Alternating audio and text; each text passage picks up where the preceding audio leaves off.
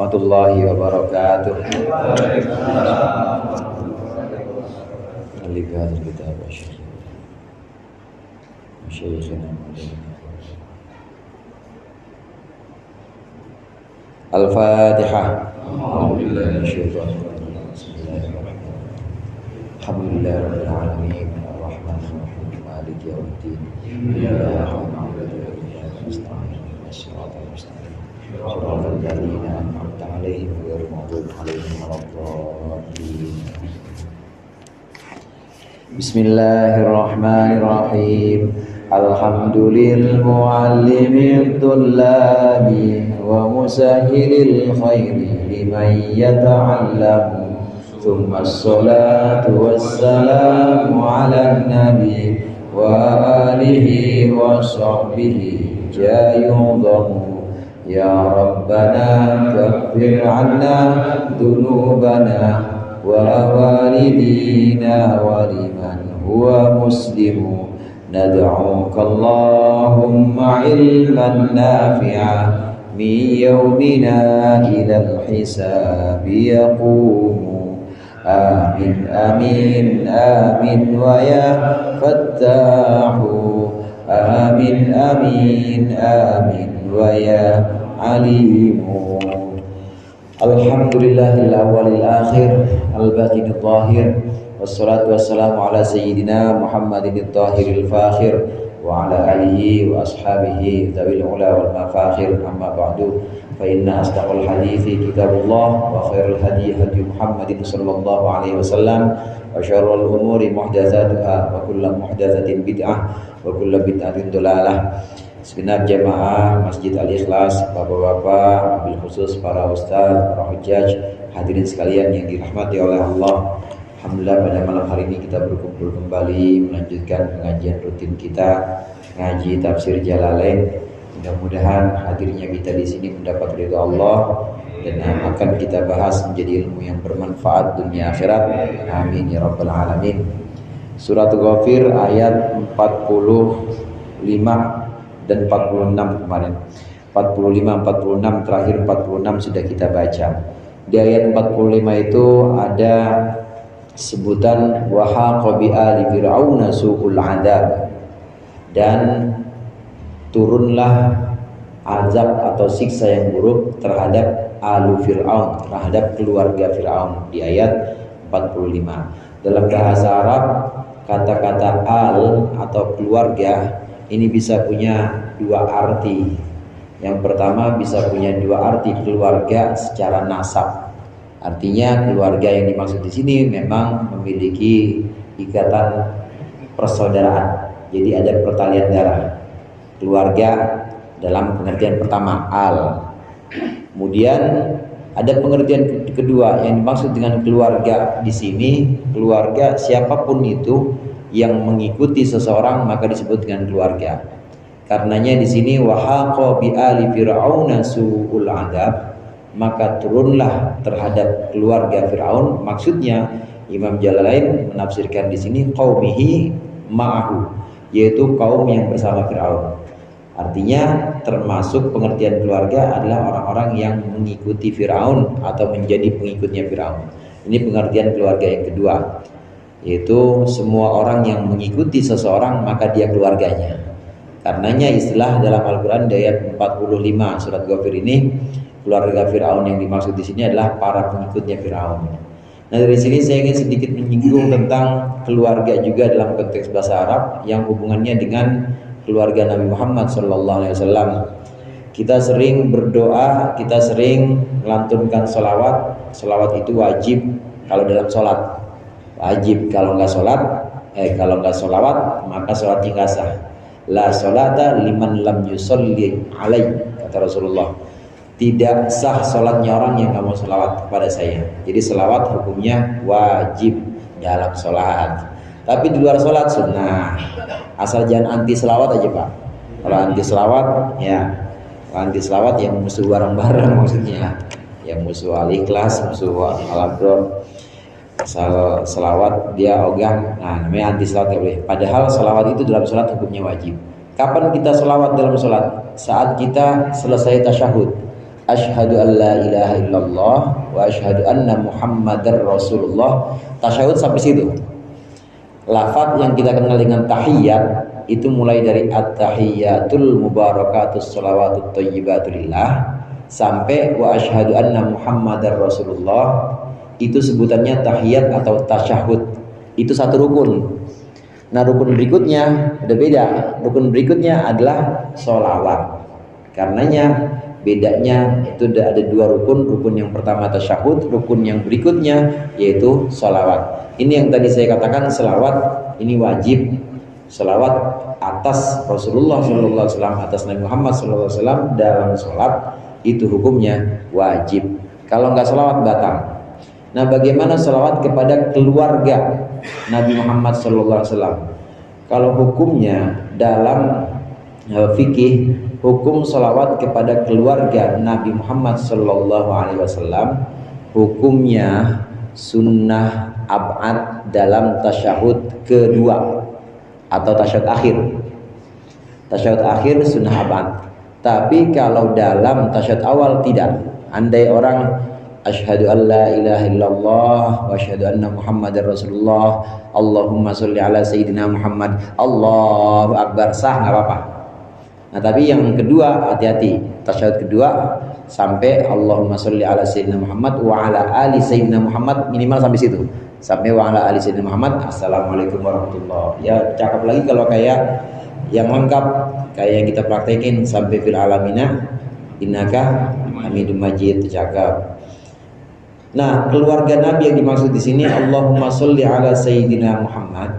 Ya Allah, berikanlah sholawat kepada baginda kami Nabi Muhammad sallallahu alaihi wasallam wa ala ali sayyidina Muhammad, dan kepada keluarga baginda kami Nabi Muhammad. Ini keluarga dalam konteks doa. Keluarga dalam konteks doa seperti sholawat ini maka mencakup semua orang Islam, termasuk kita semua.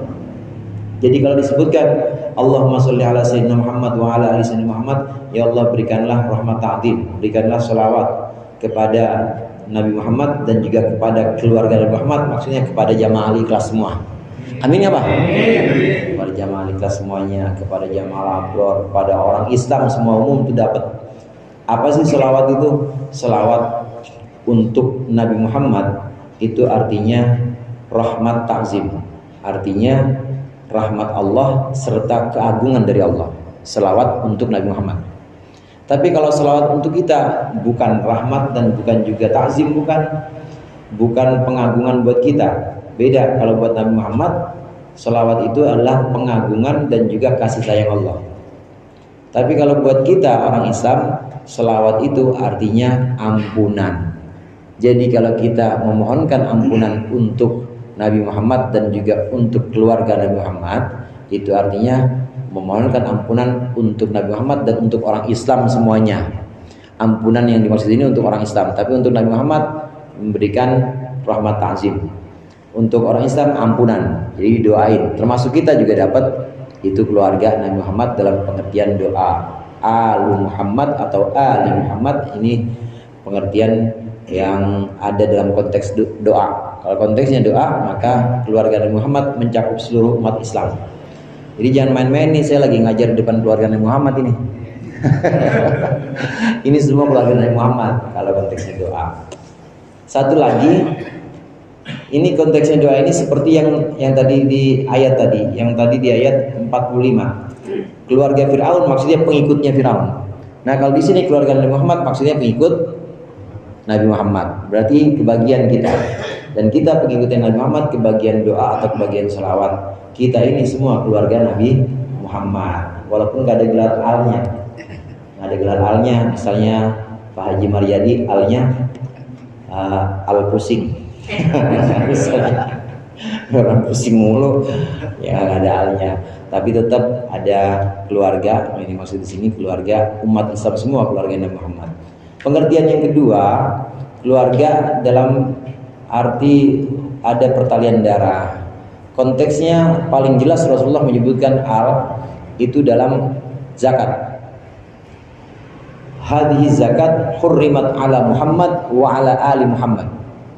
Zakat itu haram untuk Muhammad, kata Nabi. Nabi sendiri yang ngomong, zakat itu haram untuk Muhammad dan untuk keluarga Muhammad. Nah, maksudnya bukan jamaah ikhlas, bukan. Konteksnya konteks zakat. Jadi tenang Pak, dapat zakat tetap zakat. Karena yang dimaksud di sini konteks zakat ini bukan orang Islam.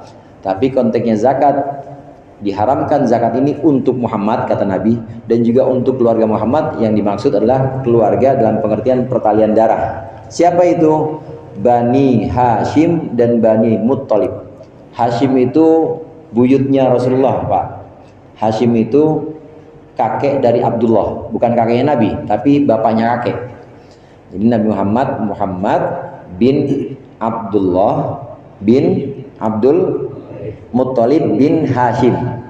Keturunan Hashim itu keluarga Nabi Muhammad. Walaupun enggak langsung dari anaknya Nabi Muhammad, tetap keturunan Nabi Muhammad atau tetap keluarga Nabi Muhammad. Begitu juga Bani Muttalib. Bani Muttalib, kakek Nabi Abdul Muttalib itu punya anak 10. Ada Abbas, ada Hamzah, ada Abu Lahab juga. Termasuk anaknya Abu Lahab keluarga Nabi juga. Itu haram menerima zakat. Nah, kita termasuk yang itu enggak? Ya, kalau yang begitu jangan ngaku. Enggak, saya mau enggak termasuk biar dapat zakat. Ya, jadi zakat itu tidak boleh atau haram hukumnya untuk Nabi Muhammad dan keluarga Nabi Muhammad. Maksudnya keluarga pertalian darah di sini Bani Hashim, Bani Muttalib. Sedangkan dalam salawat, keluarga yang dimaksud adalah seluruh orang Islam, termasuk orang Lebak Wangi yang Islam, semua keluarga Nabi Muhammad karena pengikutnya Nabi Muhammad. Ini yang ingin saya sampaikan dekat-dekat dengan Maulid. Maulid tanggal berapa deh? Tanggal 21. Nah, hari Minggu dong. Iya. Si ada barangan di Al-Ikhlas itu. Di sini maksudnya. Iya, 21. 21 ya. Ya. 19. Oh, ibu-ibu. Kamis.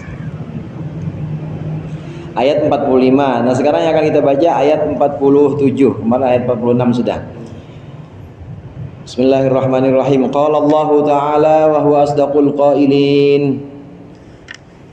Wa idh yatahajjuna fin nar fayaqulu ad-du'afa'u lil ladzina istakbaru inna kunna lakum tab'a fahal antum mughnuna 'anna nasiban minan nar. قال الذين استكبروا إنا كل فيها إن الله قد حكم بين العباد وإذ يتحاجون أي واذكر dan ingatlah wahai Muhammad idh yatahajjuna ketika saling berargumentasi yatakhasamu al-kuffaru maksudnya saling bertengkar al-kuffaru orang-orang kafir finnari di neraka, dalam neraka. Orang-orang kafir dalam neraka pada bertengkar, pada berantem. Fayaqulu ad-du'afa'u, lalu berkatalah ad-du'afa'u, orang-orang yang lemah lilladzina istakbaru, kepada orang-orang yang sombong. Kata orang-orang yang lemah, inna kunna, sesungguhnya kami dahulu lakum taba'an, hanya kepada kalian taba'an, menjadi pengikut. Taba'an ini jam'u tabi'in, jamaknya lafal tabi'. Fahal antum mughnuna, maka apakah kalian mugnuna aidafiuna, apakah kalian bisa menghindarkan anna dari kami, menghindarkan nasiban juz'an, yaitu satu bagian minan nari dari api neraka, dari neraka. Wadhkur kata-kata id dalam Al-Quran ini punya makna udhkur, punya makna ingatlah. Jadi kalau ada kata-kata id atau idza dalam Al-Quran, wadhkur ini punya pengertian wa'idh, ada wa'idh idin tabadat wadhkur fil kitabi Maryama idin tabadat. Idh itu punya arti ingatlah. Begitu juga idza zulzilatil ardu, ini juga punya arti ingatlah. Ingatlah nanti ketika bumi digoncangkan. Idza jaa nasrullah, ingatlah ketika telah datang. Ini punya arti pengertian ingat. Nah, di sini artinya mengingatkan, pertama mengingatkan ingatkanlah untuk orang-orang kafir sebagai ancaman bagi mereka, dan juga ingatkan untuk orang-orang Islam sebagai janji dan juga kabar gembira untuk mereka. Kadangkala satu ungkapan itu bisa punya arti ancaman dan bisa punya arti kabar gembira. Padahal ungkapannya sama, tapi bisa punya arti ancaman untuk orang yang mendengarnya. Karena beda orang maka beda pemahamannya, beda orang maka beda makna yang dia dapat. Orang kalau disebutkan misalnya, wah hujan gede, sama-sama hujan besar, hujan deras, maka punya pengertian yang berbeda. Kalau kata tukang bakso, alhamdulillah hujan gede, enaknya kan makan bakso. Tapi kalau kata tukang es, ya lagi nggak habis lagi aja nih es. Itu kalau kata tukang cilok gimana? Iya alhamdulillah. Tapi kalau kata tukang yang ya jus es itu, ya innalillah. Itu satu ungkapan bisa punya arti ancaman, bisa juga punya arti kabar gembira atau harapan. Demikian juga ayat 47 ini, 47 48 ini artinya ingatkanlah Muhammad, ingatkan untuk orang-orang kafir ini ancaman, dan juga ingatkan untuk orang-orang Islam ini adalah sebuah kabar gembira. Apa yang dimaksud kabar gembira yang harus diingatkan? Ingatlah nanti orang-orang kafir di neraka, di dalam neraka mereka bersitegang, berseteru, bertengkar masing-masing dengan alasan atau dengan hujahnya masing-masing. Semuanya punya alasan, semuanya punya alibi pada protes satu sama lain. Ya kalau kurang lebihnya ini gara-gara kalian, gara-gara kamu saya jadi begini, sesat. Nah, dirincikan oleh ayat di sini, orang-orang lemah dari kelompok kafir yang menjadi pengikutnya, yang cuma jadi pengikut ini bilang, wahai para pembesar, wahai pemimpin-pemimpin kafir, kami cuma ikut-ikutan doang. Kami jadi orang sesat seperti ini dalam neraka ini kami cuma karena ikut-ikutan kalian. Ya mbok ya kalian tolongin kami. Ini kan gara-gara kalian. Ini kan gara-gara kamu saya bisa masuk neraka. Gara-gara kalian kami ini bisa terjerumus ke dalam neraka ini. Ini perseteruan dirincikan di sini, ucapan orang-orang yang lemah. Jadi yang ngikutin. Yang ngikutin siapa? Yang ngikutin Firaun. Kalau konteks ayat sebelumnya kan Firaun, berarti pengikut-pengikutnya Firaun. Atau yang ngikuti Abu Jahal, atau yang ngikuti Raja Namrud. Itu semua pengikut-pengikutnya masuk neraka bareng sama raja-rajanya, bareng sama pemimpinnya. Maka pengikut ini bilang, ini gara-gara kalian, saya kan cuma pengikut doang. Maka coba tolong bebaskan saya sedikit aja, atau hindarkan saya sedikit saja dari siksa api neraka ini. Sedikit saja. Apa jawaban orang-orang yang menjadi pemimpin, orang-orang pemimpin kafir di neraka? Qala alladzina istakbaru, berkatalah alladzina istakbaru, orang-orang yang sombong. Yang dimaksud dengan sombong di sini, sombong karena menolak kebenaran yang dibawa oleh para rasul. Inna kullun fiha, sesungguhnya kita, kullun semuanya, fiha udah di dalam neraka. Innallaha qad hakama bainal ibad, sesungguhnya Allah qad hakama telah menetapkan bainal ibadi di antara para hamba. Fadkhalal mu'minina, maka Allah memasukkan orang-orang mukmin al-jannata ke dalam surga, wal kafirina an-nara, dan Allah memasukkan orang-orang kafir ke dalam neraka. Tadi di awal yang jadi pengikut orang kafir, jadi pion-pionnya, yang bawahan-bawahannya ini pada protes, coba ringankan, coba hindarkan azab neraka sedikit saja dari kami kan jadi pengikut, dan engkau orang yang kami ikuti, engkau pemimpin kami, masa nggak bisa nyelamatin kami? Masa sedikit aja nggak bisa menghindarkan siksa neraka dari kami? Jawaban orang-orang yang jadi pemimpin orang-orang kafir sana, pemimpinnya orang-orang kafir seperti Fir'aun, kemudian Haman, Abu Jahal, jawabannya, ya udah kita sama-sama di neraka. Boro-boro pengen nyelamatin ente, orang saya aja nggak bisa, katanya begitu. Boro-boro pengen nyelamatin kalian, orang saya aja nyelamatin diri saya nggak bisa. Yang nggak bisa menyelamatkan diri pasti tidak akan bisa menyelamatkan orang lain. Nggak bisa, dia aja nggak bisa menyelamatkan diri dia sendiri dari neraka, maka nggak akan bisa dia menyelamatkan orang lain.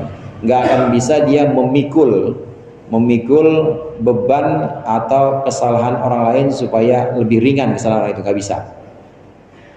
Ada orang masih punya dosa, ada orang masih punya beban, tapi dia meringankan beban orang lain. Ini kan secara logika juga nggak mungkin. Dia aja udah berat bebannya untuk ngurusin diri sendiri, tapi dia pengen nolongin orang lain, nggak mungkin bisa. Nah, lain halnya dengan orang yang memang nggak punya dosa. Orang yang nggak punya dosa, orang yang sudah Allah bersihkan dari kesalahan-kesalahannya, Allah hapus kesalahan-kesalahannya dengan rahmat dan maghfirah Allah, maka dia bisa nolongin. Di sini ada konsep syafaat.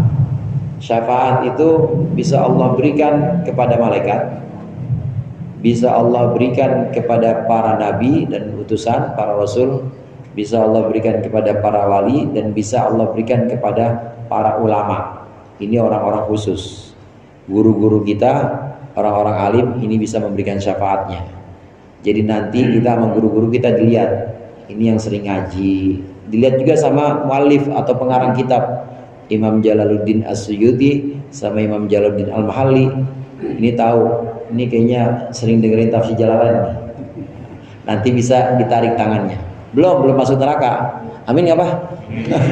Masih lagi antri. Lah ini kayaknya ada tafsir Jalalain nih. Kayaknya di dunia sering malam Senin nih ditarik sama Imam Jalalain. Wah. Saya tahu nggak ada yang bawa kitab. Coba kalau bawa kitab ya, pasti ya makin ingat pengarang. Ini yang sering baca kitab saya nih, dipegang sama Imam Jalaluddin As-Suyuti atau sama Imam Jalaluddin Al-Mahalli yang lebih dulu. Makanya saya beberapa kali sampaikan ngaji itu pakai kitab, karena kitab itu karya ulama dan bukan karya ulama mutakhirin atau ulama-ulama sekarang, bukan. Ini ulama mutaqaddimin yang kita kenal dengan ulama yang memegang tradisi salafus soleh, yang memegang tradisi para tabi'in dan tradisi para sahabat, seperti Imam Jalaluddin As-Suyuti, Imam Jalaluddin Al-Mahalli, kemudian generasi sebelumnya. Kalau beliau ini Imam Jalalain ini ada sekitar abad ke-15, jadi tahun 1400-an. Nah, kemudian generasi sebelumnya kalau di bidang fikih itu ada Imam An-Nawawi. Yang paling terkenal kitabnya Minhajul Abidin. Kalau dalam bidang ini, dalam bidang akhlak itu yang terkenal Al-Adhkar An-Nawawi, itu Imam An-Nawawi. Generasi sebelumnya ada Imam Al-Ghazali, yang paling terkenal Ihya, Imam Ghazali. Generasi sebelumnya ada gurunya Imam Ghazali, nama Imam Juwaini atau Imam Haramain. Generasi sebelumnya ada Imam Syafi'i dan murid-muridnya Imam Syafi'i, yang kitab yang terkenalnya Al-Um atau Ar-Risalah. Ini semua yang disebut dengan ulama. Ini yang bisa kasih syafaat, Pak. Ulama ini bisa kasih syafaat. Bagaimana tidak? Karena ulama orang-orang yang Allah beri kekhususan mendapat maghfirah, ampunan Allah. Kita yang duduk aja insya Allah dapat ampunan Allah. Amin. Apalagi yang ngarang kitab, ini pahalanya ngalir terus. Pahalanya terus, nggak berhenti, hingga begitu dibangkitkan oleh Allah dari kubur di padang mahsyar udah bersih. Nah, kalau udah bersih, udah nggak ada beban untuk diri sendiri, pasti bisa memberikan syafaat. Orang-orang lain selain yang 4 golongan tadi, selain malaikat, ulama, aulia, para nabi dan rasul, selain itu apa bisa ada yang memberikan syafaat? Ada. Orang-orang yang memang Allah berikan khusus, bukan termasuk dari 4, tapi bisa memberikan syafaat. Kayak bapak bisa juga memberikan syafaat kepada anaknya kalau memang bapaknya ingat. Kalau lupa, ya anak si ada jalan Anak nggak tahu ini, misalnya anak nggak ada adabnya, misalnya masa mau ingat bapaknya, kan enggak.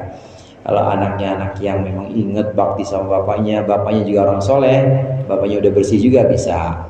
Begitu juga sebaliknya, anak bisa memberikan syafaat kepada bapaknya kalau udah bersih. Pokoknya syaratnya kalau dia udah nggak ada beban. Konsep syafaat ini bisa dan ada, konsep syafaat ini ada, dan sebuah konsep yang tegas, karena orang yang memberikan syafaat itu adalah orang-orang yang memang sudah tidak punya dosa, sudah tidak punya beban lagi. Di antara termasuk kelompok yang bisa memberikan syafaat itu orang fakir, Pak. Orang fakir, miskin, itu bisa memberikan syafaat. Mereka yang miskin dan kemiskinannya itu tidak mendorong mereka untuk serakah. Miskin, fakir, tapi dia nggak pengen punya orang, pokoknya dikasih diterima, kalau enggak ya nggak pernah diuber sama dia. Dia ridho dengan kemiskinan, ridho dengan kefakiran, maka dia dapat hak untuk memberikan syafaat nanti. Kata Allah Subhanahu wa taala, nanti diceritakan oleh Rasulullah, nanti Allah berkata kepada para malaikatnya, ya malaikati adnu ahibbai ilai, wahai malaikatku, sini dekatkan kekasih-kekasihku kepadaku. Kata malaikat, siapa ya Allah? Kan para rasul sudah, para alim ulama sudah, wali udah semua. Siapa ya Allah kasih-kasihmu? Mereka adalah orang-orang fakir. Orang-orang fakir di dunia dan ridho dan dengan kefakirannya. Sesungguhnya tidaklah aku menjadikan kefakiran untuk mereka kecuali untuk mengangkat derajat mereka di sini di akhirat. Dipanggil akhirnya orang-orang miskin itu, Pak.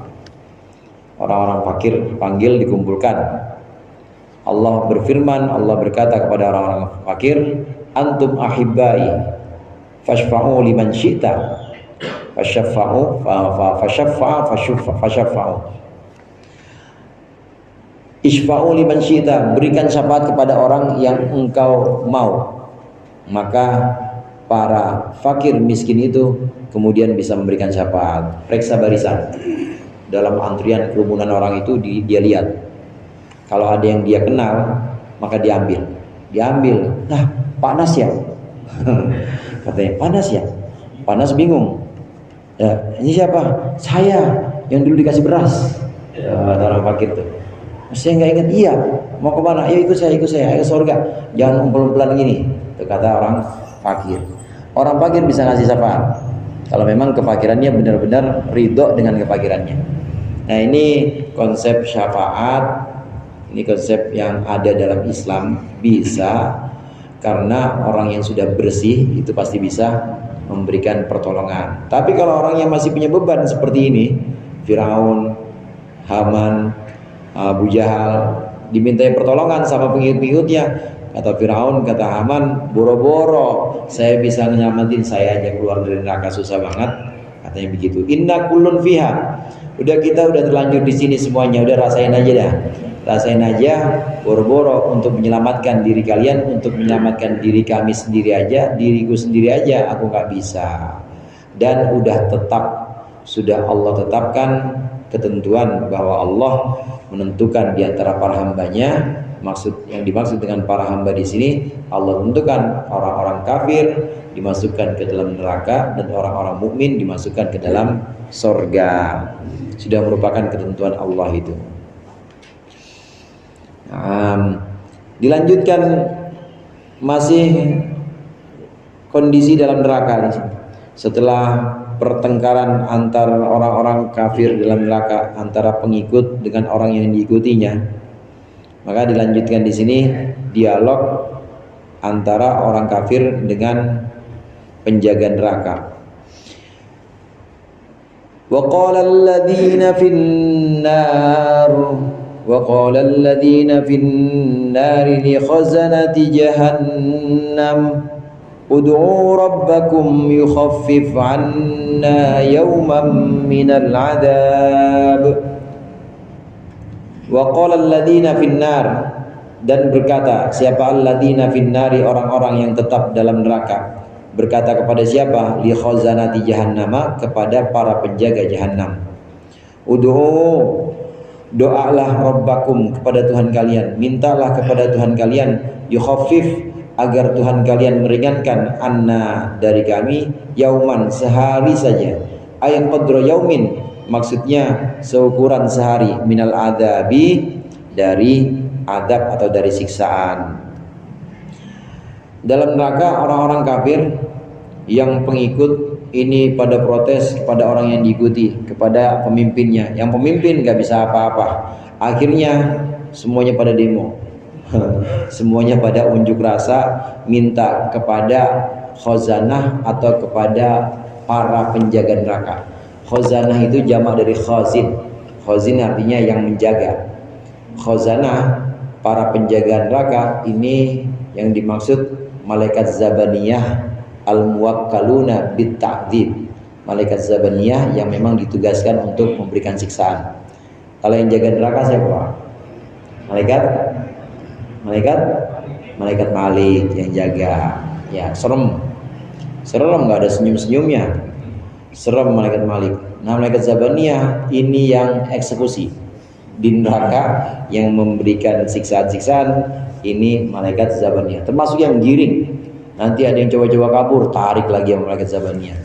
Ada yang nggak mau masuk, malaikat Malik mah di depan aja, di depan neraka aja. Ada yang nggak mau masuk, yang narik malaikat zabaniyah. Ini namanya khazanah jahannam atau khazin, jamaknya khazanah atau jahannam. Orang-orang kafir setelah putus asa, bertengkar antara mereka masing-masing, salah satu sama lain mereka saling bertengkar. Kemudian akhirnya sama-sama mereka minta kepada malaikat zabaniyah. Mereka minta, doalah, minta kepada Tuhan kalian, mintalah kepada Allah supaya Allah meringankan dari kami sehari saja, meringankan siksa. Sehari saja meringankan kami dari siksaan. Gak usah lama-lama, sehari saja tolong ringankan kami. Mudah-mudahan dengan permintaan kalian, dengan doa kalian kepada Allah, mudah-mudahan Allah mengabulkan, kata orang-orang kafir dalam neraka itu. Hadirin jamaah rahimakumullah, yukhaffaf anna yauman minal adab. Mudah-mudahan Allah, kata orang-orang kafir, mereka berharap dengan doa atau dengan mintanya malaikat zabaniyah, mereka akan diberikan keringanan oleh Allah. Kalau di dunia namanya apa? Remisi ya. Remisi kalau buat tahanan ya. Apa? Remisi. Iya, dikasih remisi gitu, sehari aja, sehari aja dikasih remisi. Kalau remisi ada yang sehari nggak? Ada. Apa? Lebih kan ya pasti ya. Lebih pasti, dan nggak mungkin. Remisi kok mintanya kok cuma sehari doang. Ini kenapa mintanya cuma sehari doang? Pengertian yang pertama itu karena saking pengennya orang itu, saking pengennya penghuni neraka untuk diringankan dari siksa. Jadi nggak apa-apa dah sehari-hari doang. Pengertian yang pertama, saudara. Pengertian yang kedua, yukhaffaf anna yauman minal adab, yukhaffif anna yauman minal adab, agar Allah meringankan dari kami sehari, meringankan kami dari siksa sehari saja. Ini pengertian yang kedua, bisa punya arti kalau hari, kalau emang udah bisa terhitung. Ini Bapak kan udah tahu ya, udah tahu hitungan. Kita semua kan sama-sama tahu hitungan ada 24 jam. 24 jam berapa hari Pak? Sehari. Kalau 48 jam 2 hari dan seterusnya. Jadi kita kenal seminggu. Seminggu kita kenal ada sebulan. Sebulan kurang lebih berapa minggu Pak? 4 minggu. Jadi bulan itu ada 12 bulan, itu namanya berapa tuh? Setahun terus paling nggak kan udah kenal tahun tuh. Nah kira-kira kalau minta ringankan sehari apa setahun? Mintanya sehari apa setahun? Setahun pasti. Kenapa para penghuni neraka ini mintanya cuma sehari? Mereka kira di situ baru sehari. Menurut sebagian ulama, pendapat sebagian ulama, Yukhaffif anna yauman minal adab, agar Allah meringankan sehari saja, meringankan kami sehari saja. Ini mereka pikir belum ganti-ganti, padahal ya itu udah ratusan tahun. Dia kira masih hari-hari itu aja. Ini punya pengertian, punya isyarat bahwa nanti di akhirat itu tidak ada siang malam, nggak ada siang, nggak ada malam, begitu aja semuanya. Jadi nggak terasa, ya begitu aja adanya, nggak ada siang, nggak ada malam. Karenanya penghuni neraka ini ngerasa ini masih sehari yang sama, itu aja. Jadi belum ganti hari, padahal itu udah ratusan tahun, udah ribuan tahun. Maka mereka tidak mengenal hari, tidak mengenal malam, karena memang tidak ada pergantian hari dan malam, dan tidak ada hitungan seperti di dunia. Begitu aja, nggak ada siang, nggak ada malam. Itu di akhirat. Di surga juga begitu, nggak ada siang, nggak ada malam. Nanti di akhirat tidak ada siang dan tidak ada malam. Ayat ini jadi satu petunjuk bahwasannya, ini menurut sebagian ulama, bahwasannya nanti di akhirat tidak ada siang dan tidak ada malam, karena mereka sebutannya sehari. Kalau ada siang ada malam kan pasti ganti. Siang, oh ini udah hari kedua, oh udah hari ketiga, oh udah seminggu. Akhirnya kenal tadi, kenal seminggu, kenal sebulan, mintanya pasti setahun. Nah, mereka nggak minta seperti itu karena memang tidak ada siang dan tidak ada malam. Jadi begitu terus saja, disiksa begitu terus. Nah, kalau yang di surga ya nggak merasakan itu. Yang di surga merasakan nikmat semuanya, nggak ada siang, nggak ada malam, pokoknya enak terus. Kalau kita enakan siang, apa enakan malam? Dua-duanya enak. Tapi ada bagian yang gak enaknya ya. Ada. Di surga semuanya enak dan sama, semuanya siang malam emang nggak ada. Di akhirat, di surga itu nggak ada, jadi semuanya enak. Ini dua pengertian dari yukhaffif anna yauman minal adab. Doa, mohonlah kepada Tuhan kalian, kata penghuni neraka, mohonlah kepada Tuhan kalian wahai Zabaniyah, supaya Tuhan kalian meringankan siksaan dari kami sehari saja. Apa jawaban para penjaga neraka? Qalu awalam taku ta'tikum rusulukum bil bayyinat. Qalu bala. Qalu wa ma du'aul kafirina illa fi dhalal. Qalu, berkata khazanatu jahannam, berkata para penjaga neraka jahannam. Ayil khazanatu, yang dimaksud dengan wawu di situ, al khazanatu adalah penjaga neraka. Tahakkuman, dengan cara mengolok-olok. Jawaban mereka, awalam taku ta'tikum rusulukum bil bayinat. Apakah belum datang kepada kalian ruslukum, utusan kalian, bil bayyinati, dengan membawa bukti-bukti nyata. Bil mujizati, maksudnya dengan membawa mujizat, al-zahirati, yang nyata. Qalu, berkata para orang kafir, bala, iya tentu, fakafaru bihim,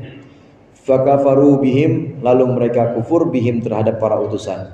Qalu, maka berkata penjaga neraka, khazanah, fad'u, maka doa antum, kalian saja. Fa inna la nashfa'u likafirin, maka sungguhnya kami la nashfa'u likafirin, tidak akan memberikan syafaat likafirin, kepada orang kafir.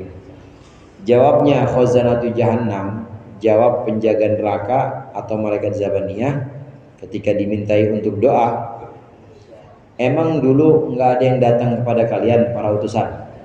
Emang para utusan tidak membawa bukti-bukti yang nyata berupa mukjizat kepada kalian untuk mengingatkan kalian? Dulu di dunia emang belum ada utusan? Kata malaikat Zabaniyah. Jawaban orang-orang kafir itu, iya udah datang tentu, tapi kami nggak percaya, kami ingkar. Jawaban orang-orang kafir waktu pengen dimasukkan ke dalam neraka, waktu belum dimasukkan nih Pak, waktu hendak dimasukkan masih ingkar. Enggak, kami nggak pernah menyembah Fir'aun, enggak, kami nggak pernah menjadi pengikutnya Qarun ketika belum dimasukin. Tapi setelah dimasukkan dalam neraka, mereka akhirnya ngakuin, iya sudah datang kepada kami Nabi Musa, sudah datang kepada kami Nabi Isa, datang kepada kami Nabi Muhammad. sudah memberikan peringatan, tapi kami ingkar kepada utusan-utusan itu. Kata malaikat Zabaniyah, ya udah doa ada sendiri, silakan doa sendiri. Kami tidak bisa memberikan syafaat untuk orang kafir. Di sini jelas Imam Jalalain menyebutkan fa inna la nashfa'u li kafirin. Kata malaikat Zabaniyah, kami nggak bisa nolongin orang kafir. Artinya kalau yang bukan kafir, Islam misalnya, atau ada imannya, masih bisa ditolong oleh malaikat, masih bisa ditolong asal masih ada iman aja. Tapi kalau untuk orang kafir, maka kami tidak bisa menolong. Ini pemahaman atau satu pengertian yang menunjukkan bahwa para malaikat juga bisa memberikan syafaat, bisa memberikan pertolongan untuk orang-orang yang mukmin, tapi untuk orang-orang kafir tidak bisa. Allahu a'lam bishawab. Mudah-mudahan bermanfaat. Dikurangnya mohon maaf. Wallahul muwaffiq ila aqwamit thoriq. Assalamualaikum warahmatullahi wabarakatuh.